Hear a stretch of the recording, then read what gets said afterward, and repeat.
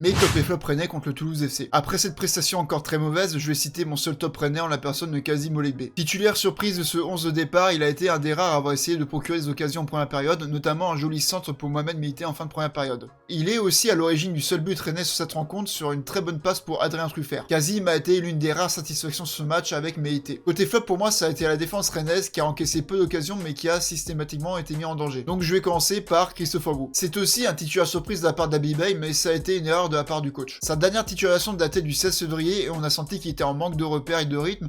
Ansaté-Bourg aurait été un choix plus logique. Avant de continuer, n'hésite pas à me suivre pour popper mon contenu. Deuxième flop, Lilian Brassier. Comme face à Lyon, il a été mis en difficulté sur les rares occasions toulousaines. Le marquage n'était pas bon la plupart du temps, malgré qu'il ait remporté 100% de ses duels. Troisième flop, Djawi Cissé. Sans doute encore une erreur dans la compo d'Abi Bey, Djawi Cissé a très peu apporté de présence au milieu de terrain où on ne retrouve pas le Djawi Cissé bien inspiré pour progresser l'équipe dans le jeu depuis plusieurs rencontres, surtout les passes dans les intervalles. Et pour toi qui sont tes top et flop rennais, dis-le moi dans les commentaires, Kenavo.